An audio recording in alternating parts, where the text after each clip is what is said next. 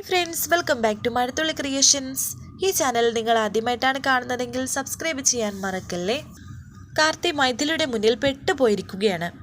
കാർത്തി മൈഥിലി ഉപദ്രവിക്കാൻ വന്നു എന്ന് പറഞ്ഞ് എല്ലാവരോടും പറയുമെന്നും ഇതിൻ്റെ പേരിൽ ഞാൻ കൊണ്ടുപോയി കേസ് കൊടുത്താൽ തൻ്റെ തൊപ്പി പോലും തെറിക്കുമെന്നും പറയുകയാണ് മൈഥിലി. പിന്നെ കുറേ കാര്യങ്ങളൊക്കെ പറഞ്ഞ് ഭീഷണിപ്പെടുത്തിയപ്പോൾ എന്ത് ചെയ്യണമെന്നറിയാതെ കാർത്തി നിൽക്കുകയായിരുന്നു. പെട്ടെന്ന് മൈഥിലി പോയി ഡോർ അടച്ച് കുറ്റിയിട്ടു. എന്നിട്ട് ദേഷ്യത്തോടെ മൈഥിലി കാർത്തിയോട് പറയുന്നുണ്ട്, ഇരിക്കവിടെ, ആ ബെഡിലിരിക്കാൻ. കുറേ തവണ അങ്ങനെ പറഞ്ഞ് ഭീഷണിപ്പെടുത്തുമ്പോൾ ഒന്നും ചെയ്യാനാകാതെ കാർത്തി ആ ബെഡിലേക്ക് ഇരിക്കുന്നു. ഈ സമയം മീനാക്ഷിയും കുട്ടി രാജലക്ഷ്മി കാർത്തിയുടെ മുറിയിലേക്ക് പോകുന്നു. കുഞ്ഞിനെ അവിടെ ഇരുത്തിയിട്ടാണ് വരുന്നത്. കാർത്തി മൈഥിലിയുടെ മുന്നിൽ ഒന്നും ചെയ്യാനാകാതെ ഇരിക്കുമ്പോൾ മൈഥിലി ഇങ്ങനെ കയ്യും കെട്ടി കാർത്തിയെ തന്നെ നോക്കി നിൽക്കുന്നു. കാർത്തി മനസ്സിൽ വിചാരിക്കുന്നുണ്ട്, ദൈവമേ, മറ്റെന്തായിരുന്നെങ്കിലും എന്തെങ്കിലും ചെയ്യാമായിരുന്നു, പക്ഷേ ഇത് അപമാനമാണ്. രാജലക്ഷ്മി അവിടേക്ക് വന്നപ്പോൾ ഡോർ അടച്ചു വെച്ചിരിക്കുന്നതാണ് കാണുന്നത്. നേരത്തെ ഈ ഡോർ അടച്ചിട്ടില്ലായിരുന്നു. ഇപ്പോൾ രാജലക്ഷ്മി വാതിൽ തട്ടി. ടെൻഷനോടെ നിൽക്കുകയാണ് കാർത്തിക്. വളരെ ദേഷ്യത്തോടെ മൈഥിലി ഡ്രസ്സിൻ്റെ കൈയൊക്കെ വലിച്ചു കീറിയിട്ട് ഓടി വരണേ, അയ്യോ എന്നെ ഉപദ്രവിക്കുന്നേ എന്ന് പറഞ്ഞ് അലറുകയാണ്. മൈഥിലി, നീ എന്തായി കാണിക്കുന്നത് എന്നൊക്കെ കാർത്തി പറയുമ്പോൾ ആരെങ്കിലും ഒന്ന് ഓടി വരണേ എന്ന് പറഞ്ഞ് പെട്ടെന്ന് മൈഥിലി കതക് തുറന്നിട്ട് പുറത്തേക്ക് കരഞ്ഞുകൊണ്ട് പോകുന്നു. പിറകെ കാർത്തിയും വന്നു. എന്താ പ്രശ്നം? കാര്യം പറ. കാര്യം എന്താണെന്ന് വെച്ചാൽ പറയടി എന്ന് രാജലക്ഷ്മി ചോദിക്കുന്നു. വീണ്ടും മൈഥിലി കരഞ്ഞുകൊണ്ട് നിൽക്കുന്നു. എല്ലാവരും അവിടേക്ക് ഓടിയെത്തി. അപ്പോഴും മൈഥിലി കരഞ്ഞുകൊണ്ട് നിൽക്കുന്നു. ഇത് ഞാൻ പ്രതീക്ഷിച്ചതേ ഇല്ല എൻ്റെ ദൈവമേ, ഇങ്ങനെയും കാട്ടുമൃഗങ്ങളെ പോലത്തെ മനുഷ്യരുണ്ടോ എന്നൊക്കെ മൈഥിലി പറയുന്നു. മൈഥിലി എന്നിങ്ങനെ കാർത്തി വിളിക്കുമ്പോൾ മൈഥിലി പറയുന്നു, മിണ്ടരുത്, നിങ്ങളൊരു പിശാചാണെന്ന് ഇപ്പോഴാണ് എനിക്ക് മനസ്സിലായത്. ആർക്കും ഒന്നും മനസ്സിലാകുന്നില്ല. എന്താ ഉണ്ടായത് എന്ന് ജഗദീഷ് ചോദിക്കുന്നു. എന്താ ഇവിടെ സംഭവിച്ചത് രാജലക്ഷ്മി എന്നെ കൈമൾ ചോദിക്കുമ്പോൾ രാജലക്ഷ്മി പറയുന്നു, എനിക്കറിയില്ല കൈമളേട്ട എന്ന്. എല്ലാം കേട്ടു നിന്ന നന്ദിനി പറയുന്നു, എന്താ ഉണ്ടായതെന്ന് വാ തുറന്ന് പറയടി. എന്താടാ കാർത്തി എന്ന് സാവിത്രിയും ചോദിക്കുന്നു. കാര്യമായിട്ട് എന്തോ ഇവിടെ നടന്നിട്ടുണ്ട് എന്ന് മാലതി മനസ്സിൽ വിചാരിക്കുന്നു. എന്താ നീ വിളിച്ചു കൂവി കരഞ്ഞെന്ന് പറയടി. എനിക്ക് രാജലക്ഷ്മി പറയുമ്പോൾ കരഞ്ഞുകൊണ്ട് നിൽക്കുകയാണ് മൈഥിലി. എന്നിട്ട് പറയുന്നു, ഞാനതെങ്ങനെ പറയും മുത്തശ്ശി, ഞാനും ഒരു പെണ്ണല്ലേ, മുത്തശ്ശിക്കും പെൺമക്കൾ ഉള്ളതല്ലേ മുത്തശ്ശി. മീനാക്ഷി ഇടയ്ക്ക് കാർത്തിയെ നോക്കുന്നു.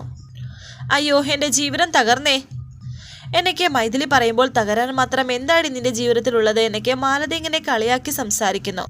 നീ ഇങ്ങനെ കരയാതെ എന്താ ഉണ്ടായത് പറ എന്ന് രാജലക്ഷ്മി. എല്ലാവരും ഇങ്ങനെ നിൽക്കുമ്പോൾ ഞാനത് എങ്ങനെയാ മുത്തശ്ശി പറയുന്നത് എന്ന് മൈഥിലി പറയുന്നുണ്ട്. എന്നാൽ പിന്നെ ഞങ്ങളും എല്ലാവരും കൂടി കൂട്ട ആത്മഹത്യ ചെയ്യാം, എന്നിട്ട് നീ പറഞ്ഞാൽ മതി എന്നെ സാവിത്രി. മനുഷ്യരെ ഇങ്ങനെ മുൾമുനയിൽ നിർത്താതെ നീ പറയുന്നുണ്ടെങ്കിൽ പറ എന്ന് നന്ദിനിയും പറയുന്നു. അമ്മേ, ഇയാള് ഈ കാർത്തി എന്നൊക്കെ മൈഥിലി പറയുന്നു. ഇയാൾ ഇത്രയ്ക്ക് വൃത്തികെട്ടവനാണോ? മീനാക്ഷി ഭാര്യയുള്ളപ്പോൾ എന്നെ അങ്ങനെ സങ്കല്പിക്കുന്ന പോലും തെറ്റല്ലേ അമ്മേ എന്ന് മൈഥിലി പറയുമ്പോൾ കാർത്തിക് മൈഥിലി എന്നിങ്ങനെ വിളിക്കുന്നു. എല്ലാവരും വിശ്വസിക്കാനകരെ നിൽക്കുന്നു. അയ്യേ എന്തൊരു നാണക്കേടാ, തൊലിയുരിഞ്ഞു പോവുകയാണ് എന്നൊക്കെ മാലതി പറയുമ്പോൾ ജഗദീഷ് പറയുന്നു, എന്താടി നീ എന്താ പാമ്പാണോ? കുഞ്ഞുങ്ങൾ ഇവിടെ ഉണ്ടെങ്കിൽ അവരും ഈ വൃത്തികേട് കേക്കിലെ ജഗദീഷേട്ടാ എന്ന് മാലതി പറയുന്നു. ഇത്രയും പറഞ്ഞ് മൈഥിലി വീണ്ടും കരയുന്നു.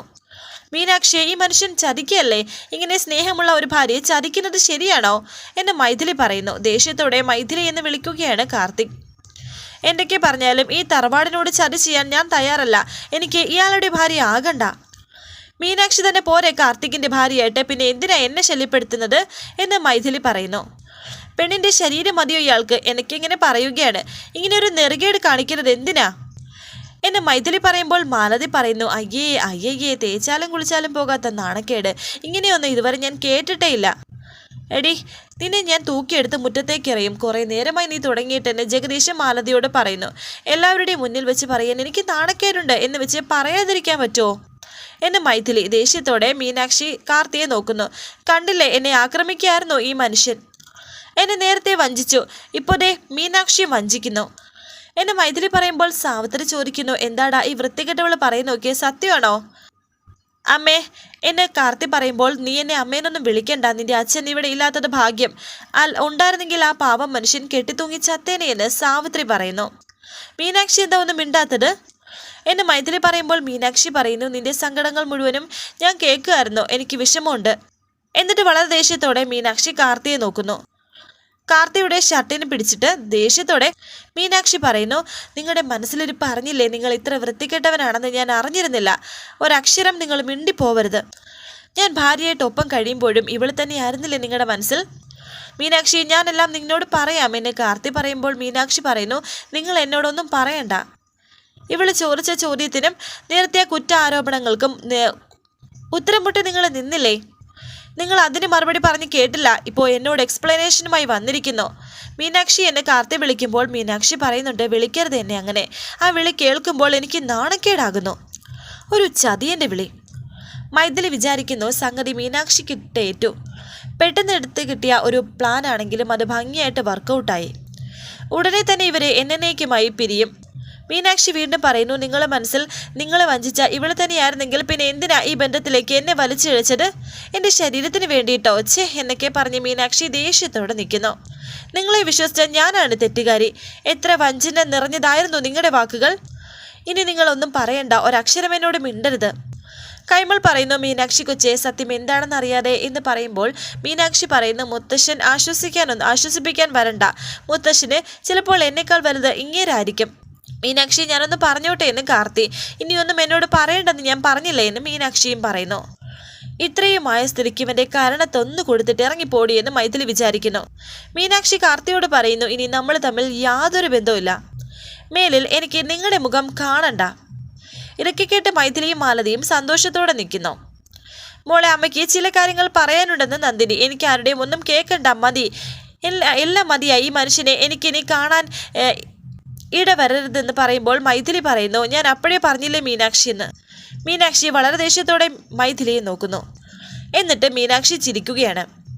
എങ്ങനെയുണ്ട് മൈഥിലി, ഇത് മതിയോ എന്ന് മീനാക്ഷി മൈഥിലിയോട് ചോദിക്കുന്നു. ഇത് കേട്ട് മൈഥിലി ഞെട്ടി നിൽക്കുകയാണ്. ഇത്രയും മതിയോ എന്ന്. ഇത് കേട്ടപ്പോഴാണ് എല്ലാവർക്കും സമാധാനമാകുന്നത്. ഞാൻ എൻ്റെ കാർത്തിയേട്ടനോട് ഇത്രയും പൊട്ടിത്തെറിച്ചാൽ പോരെ എന്ന്. ഇതൊക്കെയാണ് നീ എൻ്റെ അടുത്തുനിന്ന് പ്രതീക്ഷിച്ചത് അല്ലേ? കാർത്തിയേട്ടനെയും എന്നെയും തമ്മിൽ തെറ്റിക്കാൻ ദൈവം വിചാരിച്ചാൽ പോലും നടക്കില്ല. പിന്നെയല്ലേ ഒരു നാലാംകട യക്ഷിയായ നീ എന്ന് മീനാക്ഷി പറയുമ്പോൾ രാജലക്ഷ്മി പറയുന്നു, നീയാണ് മീനാക്ഷി ചെമ്പകമംഗലത്തെ രാജലക്ഷ്മിയുടെ യഥാർത്ഥ കൊച്ചുമോള്.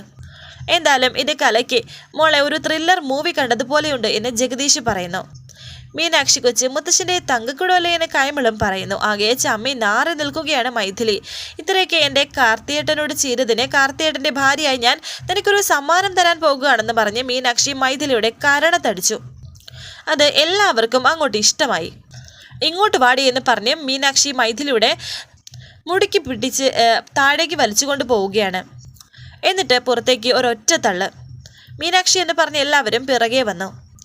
അവളെ കൊല്ലല്ലേ മോളെ, അവൾ എവിടെയെങ്കിലും പോയി ജീവിച്ചോട്ടെ എന്ന് നന്ദിനിയും പറയുന്നു.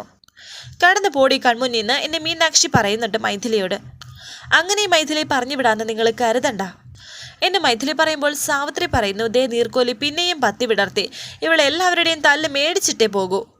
ഇനി എന്താണ് നിന്റെ ഭാവം എന്ന് ജഗദീഷ് പറയുമ്പോൾ മൈഥിലി പറയുന്നു, എനിക്ക് എൻ്റെ കുഞ്ഞിനെ വേണം. കുഞ്ഞിനെ കൊണ്ടേ ഞാനിവിടുന്ന് പോകൂ. കുഞ്ഞിനെ എനിക്ക് തരണമെന്നുള്ളത് കോടതി വിധിയാണ്. നിനക്ക് കുഞ്ഞിന് വേണം അല്ലേടി എന്ന് പറഞ്ഞ് മീനാക്ഷി മൈഥിലിയുടെ അടുത്തേക്ക് വരുന്നു. കുഞ്ഞിനെ എനിക്ക് വേണം, ഇല്ലാതെ ഞാൻ പോകില്ലെന്ന് മൈഥിലി പറയുമ്പോൾ മീനാക്ഷി വീണ്ടും മൈഥിലിയുടെ മുടിക്ക് കുത്തിപ്പിടിച്ച് അങ്ങോട്ടേക്ക് ഒരൊറ്റയേറി. അവിടുന്ന് ചെടിച്ചട്ടി എടുത്ത് മൈഥിലിയുടെ തലയിൽ ഇങ്ങനെ എറിയാൻ തുടങ്ങുകയാണ്. പെട്ടെന്ന് മൈഥിലി പറയുന്നു, വേണ്ട വേണ്ട വേണ്ട മീനാക്ഷി എന്നൊക്കെ. വേണോടി വേണോടി നിനക്കെൻ്റെ കുഞ്ഞിനെ എന്ന് മീനാക്ഷി ദേഷ്യത്തോടെ ചോദിക്കുന്നു. പറയടി, കുഞ്ഞിന് വേണോ എന്ന് ചോദിക്കുന്നു. ചോദിച്ചത് കേട്ടില്ലേ, നിനക്ക് കുഞ്ഞിന് വേണോ എന്ന്. മൈഥിലി പറയുന്നു, വേണ്ട, എന്നെ കൊല്ലല്ലേ, എനിക്ക് കുഞ്ഞിന് വേണ്ട മീനാക്ഷി പ്ലീസ്. വേണ്ട മീനാക്ഷി പ്ലീസ്, ഞാൻ പൊക്കോളാം എന്നൊക്കെ മൈഥിലി പറയുന്നു. ഇത് കേൾക്കുമ്പോൾ എല്ലാവർക്കും സന്തോഷമാകുന്നു. മതി മീനാക്ഷി മതിയെന്ന് പറഞ്ഞ് കാർത്തി ആ ചെടിച്ചട്ടി വാങ്ങുന്നു. ഇറങ്ങിപ്പോടി എന്ന് ദേഷ്യത്തോടെ കാർത്തി മൈഥിലിയോട് പറയുന്നുണ്ട്. രാജലക്ഷ്മി പറയുന്നു, തിരിച്ചു കിട്ടിയ ജീവൻ കൊണ്ട് വേഗം ഇവിടുന്ന് ഇറങ്ങിപ്പോടി. രാത്രിയാണ്, തെരുവിൻ്റെ ഓരം പറ്റി പോയാൽ മതി, നല്ല കടക്കാറ്റ് കിട്ടും, പൊയ്ക്കോ എന്ന് ജഗദീഷ് പറയുന്നു. അങ്ങനെ പൊട്ടിക്കരഞ്ഞുകൊണ്ട് മൈഥിലി അവിടെ നിന്ന് പോവുകയാണ്. ഡ്രസ്സിൻ്റെ കൈയും വലിച്ചു കയറി ആ ഡ്രസ്സ് ഇട്ടുകൊണ്ട് തന്നെയാണ് മൈഥിലി അങ്ങനെ പോകുന്നത്. കരഞ്ഞുകൊണ്ടാണ് പോകുന്നത്. രാജലക്ഷ്മി മീനാക്ഷിയോട് പറയുന്നു, ഇപ്പോഴാ മോളെ നീ ശരിക്കും പെണ്ണായത്. ഇങ്ങനെ ആവേശം വരുമ്പോൾ ധൈര്യശാലികളാകണം പെണ്ണുങ്ങൾ. ഇതൊക്കെ കേൾക്കുമ്പോൾ സാവിത്രിക്ക് പുച്ഛം. വീണ്ടും മൈഥിലി തിരിഞ്ഞു നോക്കുന്നു. ദേ ബാധ പോയിട്ടില്ല, പൊയ്ക്കോളും എന്ന് രാജലക്ഷ്മി പറയുന്നു. എന്നാൽ അവിടെ നിന്ന് കരഞ്ഞ് തിരിഞ്ഞു നോക്കുകയാണ് മൈഥിലി. നിങ്ങൾ കയറ്, വാതിലടയ്ക്കാം എന്ന് രാജലക്ഷ്മി. അങ്ങനെ എല്ലാവരും അകത്തേക്ക് പോകുന്നു. കരഞ്ഞുകൊണ്ട് അങ്ങോട്ടേക്ക് നോക്കി നിൽക്കുകയാണ് മൈഥിലി. രാജലക്ഷ്മിയും എല്ലാവരും അകത്തേക്ക് പോയി. രാജലക്ഷ്മി വാതിലടച്ച് കുറ്റിയിട്ടു. അവിടെ മുട്ടുകുത്തിയിരുന്ന് കരയുകയാണ് മൈഥിലി. വരാനിരിക്കുന്ന പുതുപുത്തൻ എപ്പിസോഡുമായി വീണ്ടും കാണാം. Thank you for watching. Please subscribe, like, share my channel.